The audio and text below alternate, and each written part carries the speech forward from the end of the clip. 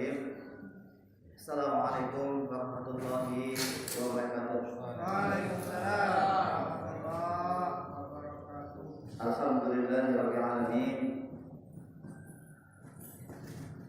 Hasbana ala fitratil Islam wa khalifatul ikhlas wa ala dini Nabi Muhammadin sallallahu alaihi wasallam wa ala millati nabiyina Ibrahim hanifah wa ma kana minal musyrikin.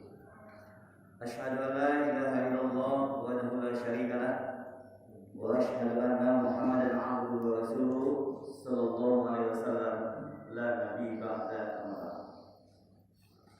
Faqala Allah ta'ala fil Qur'anil Karim. A'udzu billahi minasy syaithanir rajim. Bismillahirrahmanirrahim.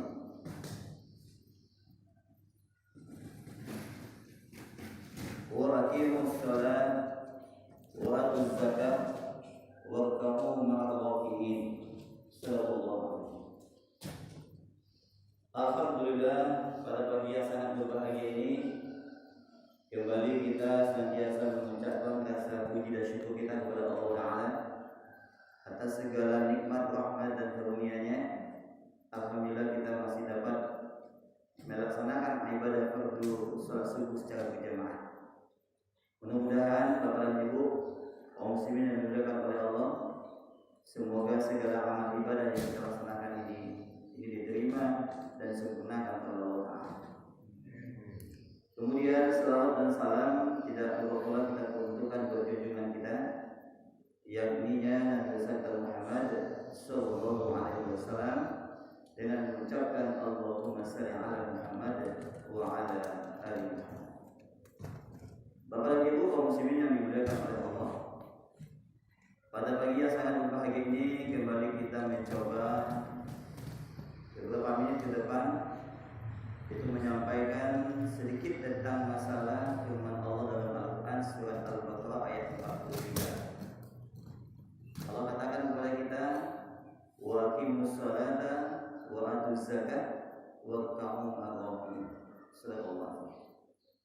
Di situ Allah sampaikan pesan Allah kepada kita, yaitu tentang masalah dirikanlah sholat, tunaikan zakat, dan rukuklah bersama-sama orang yang rukuk. Jadi dalam ayat ini Allah menyampaikan kepada kita tentang masalah bagaimana pelaksanaan ibadah sholat secara baik sesuai dengan apa yang disampaikan oleh baginda Rasulullah SAW kepada kita. Maka dalam hal ini yang kadang-kala sering kita lupa, yang kadang-kala kita sering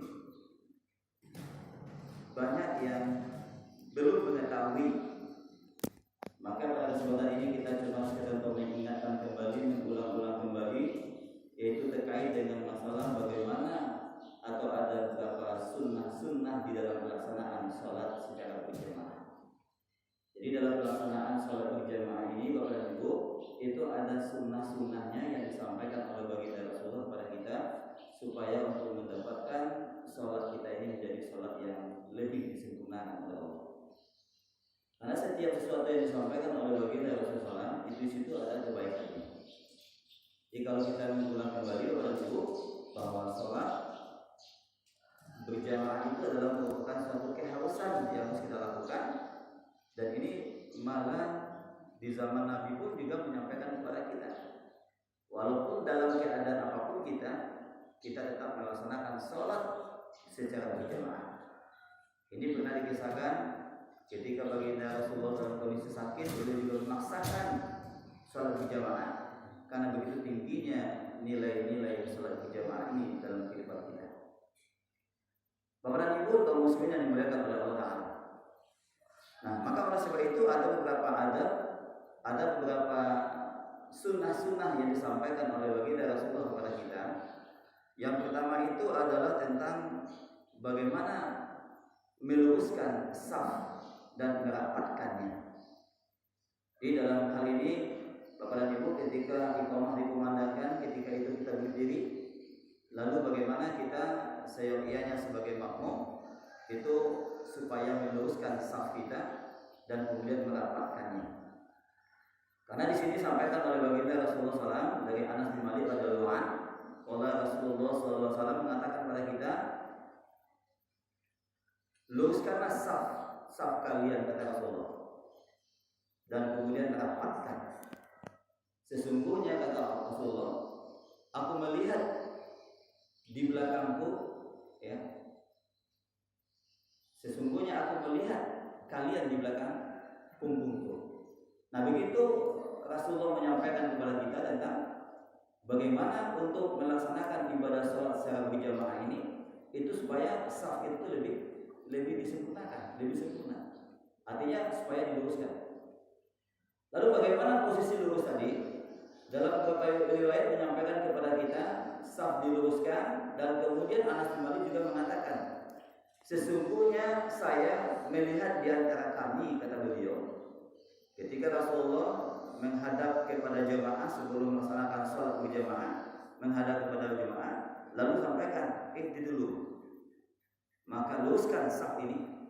Lalu Anas bin Malik melihat, sesungguhnya aku melihat di antara kami, kata beliau,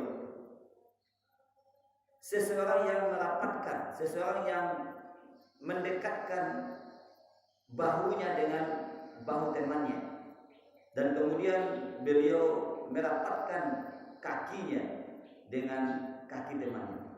Jadi Bapak dan Ibu yang dimuliakan oleh Allah, maka ketika melaksanakan ibadah sholat, maka antara bahu kita dengan bahu teman kita di sebelahnya ini saling merapatkan. Jadi jangan ada semacam ada berjarak. Jadi kalau seandainya ada berjarak ini dikatakan oleh baginda Rasulullah, maka ketika seseorang apabila melaksanakan ibadah sholat lalu ada jaraknya di sana, maka syaitan akan masuk. Jadi oleh sebab itu, Bapak dan Ibu yang dimuliakan oleh Allah, nah, terkait dengan yang kedua kita lihat, ini kadang-kadang kita kalau sholat menggunakan sejadah, ya misalnya kalau kita lihat sejadah kita ini lebih besar, ya, nah, sehingga kita agak lebih kecil. Nah, sehingga kadang-kadang itu memberikan kesempatan jarak, karena di antara kita ada yang merasa enggan dan tidak mau menginjak sejadah temannya. Nah, ini ada di antara itu juga. Jadi oleh sebab itu, Bapak dan Ibu yang dimuliakan oleh Allah Ta'ala, maka hal ini harus kita perhatikan. Lalu yang kedua dikatakan oleh Rasulullah SAW terkait dengan yang pertama ini adalah Rasulullah menyampaikan kepada kita, sawu sufukum fa inna tasufu min tamamis shalah. Jadi Rasulullah mengatakan, maka luruskanlah saf-saf kalian, kata Rasulullah, sesungguhnya meluruskan barisan itu adalah bagian daripada kesempurnaan ibadah, apalagi ibadah sholat. Jadi kalau seandainya kita melaksanakan ibadah secara berjamaah, kita meluruskannya, maka sesungguhnya meluruskan itu, kata Rasulullah, adalah sama dengan untuk mendapatkan kesempurnaan kita di dalam melaksanakan ibadah ini. Bapak dan Ibu yang dimuliakan oleh Allah Ta'ala, jadi oleh sebab itu marilah kita sama-sama berusaha dengan segala upaya kita, dengan segala pemahaman yang kita dapatkan, yang kembali berpedoman kepada apa yang disampaikan oleh baginda Rasulullah Sallallahu Alaihi Wasallam.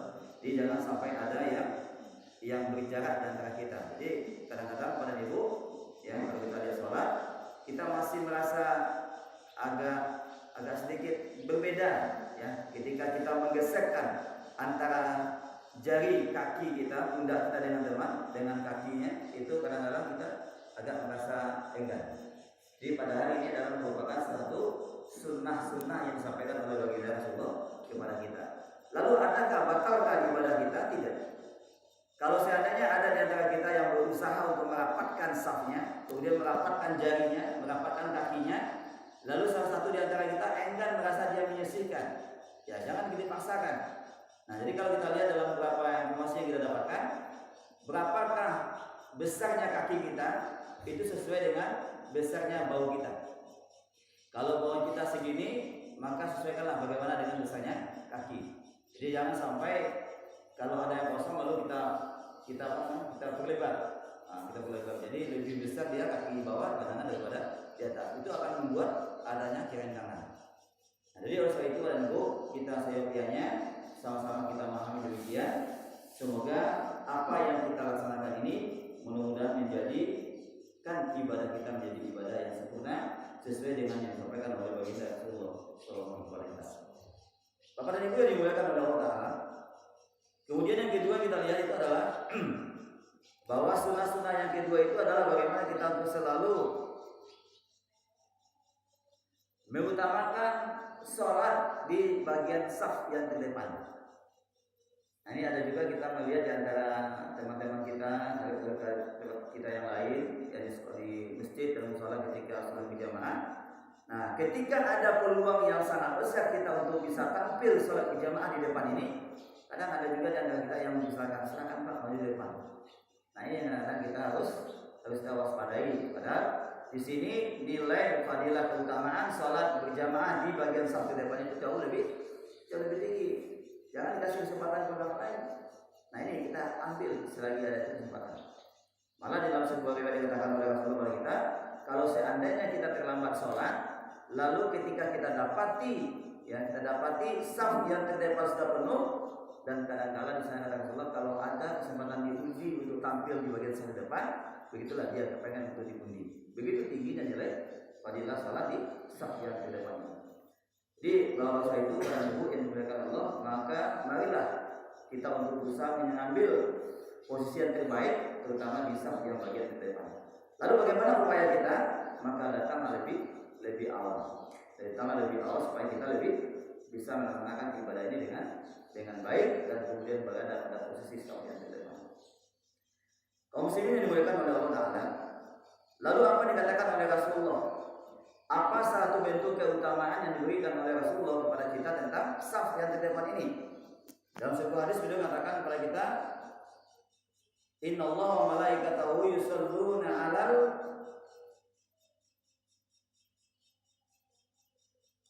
sufufil awal.